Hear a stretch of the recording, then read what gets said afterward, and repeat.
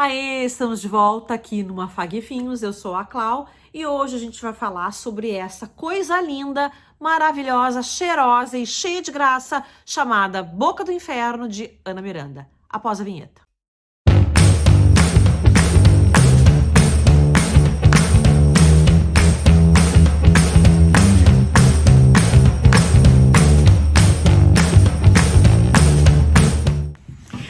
Antes de começar, é aquele papo de sempre, que eu sei que vocês estão carecas de saber, até chateados, mas eu preciso dizer que, por favor, não esqueça de se inscrever no canal, caso você não seja inscrito, e ative o sininho para receber as notificações de tudo que eu colocar aqui, porque assim você ajuda o canal a crescer e a multiplicar a literatura pelo país, quiçá pelo mundo, hein? Olha só a ajuda como é importante. Então, por favor, nunca te pedi nada, bora lá. Eu comprei Ana Miranda, li e foi tão bom que eu comprei A Vida de Gregório de Matos por Ana Miranda, que ela chamou de musa praguejadora. Olha que coisa linda esta capa. Então esta é a biografia de Gregório de Matos, que lerei em breve, quem sabe. Mas por enquanto a gente fica com este aqui. A Ana ganhou o Jabuti escrevendo este livro. Em 89, ela ganhou em 90 o Jabuti. E ele foi incluído na lista dos 100 maiores romances em língua portuguesa do século XX. Ou seja, é para muito poucos, né? Ana é uma escritora madura na sua forma de escrever. É uma escritora que usa as palavras como uma artífice, ela sabe o que está fazendo. Ela fez uma pesquisa histórica importante, então temos um romance histórico da melhor qualidade.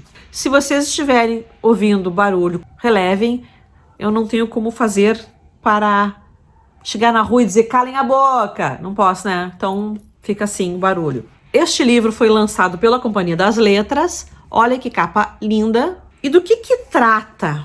Nós estamos aqui na época em que viveu Gregório de Matos. Eu perdi os anos exatos, assim, mas século XVII, ou seja, 1600 e algumas coisas, se eu não me engano, mais para o final do século. Num período do Brasil colonial em que, ao contrário do que se imaginava, o povo não era pacífico, não. As pessoas brigavam, se matavam. Haviam escaramuças, esperavam um cara escondido num determinado lugar, lá o cara passava e matava um cara.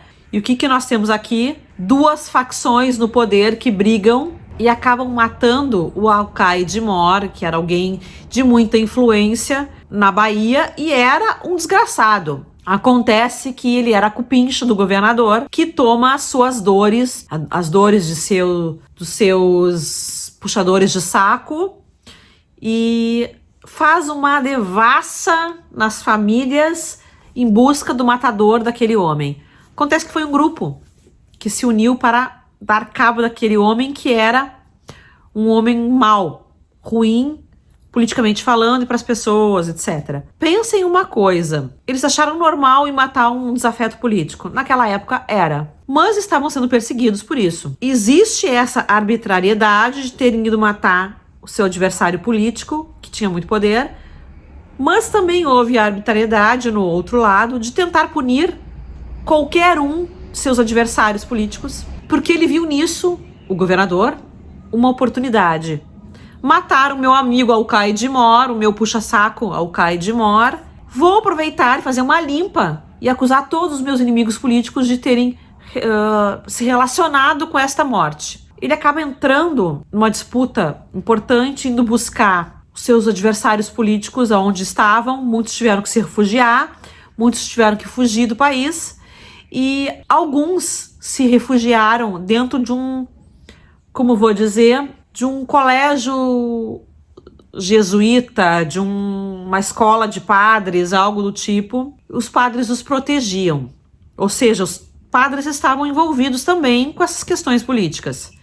A gente sabe que naquelas épocas a igreja sempre estava envolvida com o poder. Não havia muito essa separação entre igreja e Estado. Tentava-se, mas as coisas se misturavam. Tanto que no colegiado da cidade, os padres participavam. Nós conhecemos a vida de Gregório de Matos, o poeta, o famoso Boca do Inferno, que dá nome, título ao livro, e a vida de Padre Vieira, Antônio Vieira. Esses dois foram duas pessoas sui generis, sensacionais, cada um a seu modo. Nós vamos conhecer um Gregório de Matos, que era um homem aguerrido, um homem que botava boca do inferno, em todos aqueles que ele achava corruptos, sem vergonhas, palhaços, etc.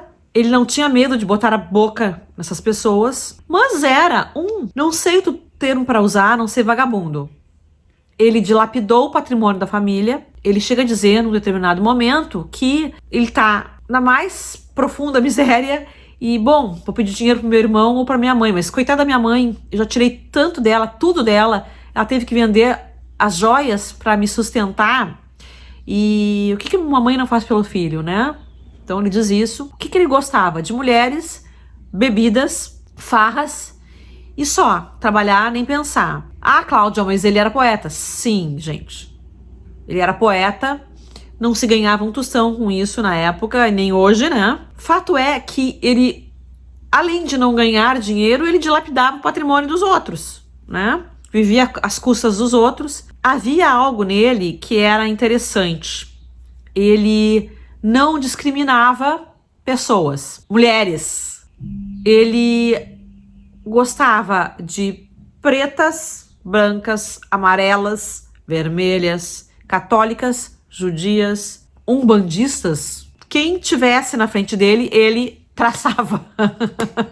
Ele não tinha esse problema. O grande problema dele foi que ele não gostava de trabalhar. Como não se ganhava nada como poeta, ele ia explorando um ou outro, recebendo dinheiro de um ou de outro, os amigos iam ajudando, e os amigos, digamos assim, não se importavam de ajudando de uma forma ou outra. Ele tinha um cargo na igreja, e esse cargo na igreja era, assim, é como se ele fosse se ordenar a padre, mas não fez isso. E até que chegou um momento que disseram pra ele, ou tu põe a batina ou tu larga. E ele não quis botar a batina e foi demitido. Bom, vamos conhecer a história de Gregório de Matos, o padre Antônio Vieira, que foi um padre sensacional e que lutou pelas minorias e que lutou pelos desvalidos, tanto que ele era chamado de judeu. Por quê? Porque ele protegia os judeus, porque os judeus eram massacrados pela Inquisição. Ele tinha um grande amigo que era rabino, então ele protegia os judeus, ele protegia os indígenas, ele dizia que não podia haver trabalho escravo, ele protegia os negros escravizados, porque achavam absurda a escravidão. Então ele foi um homem à frente do seu tempo e por isso muito estigmatizado pela igreja. É esta a história, o enredo, e vamos conhecer vários aspectos da vida dos dois lados políticos dessa história. É muito bacana, recomendadíssimo, com 200 estrelas. Leiam, é muito bacana. Tá bem? Nos vemos no próximo vídeo. Beijos, me liga.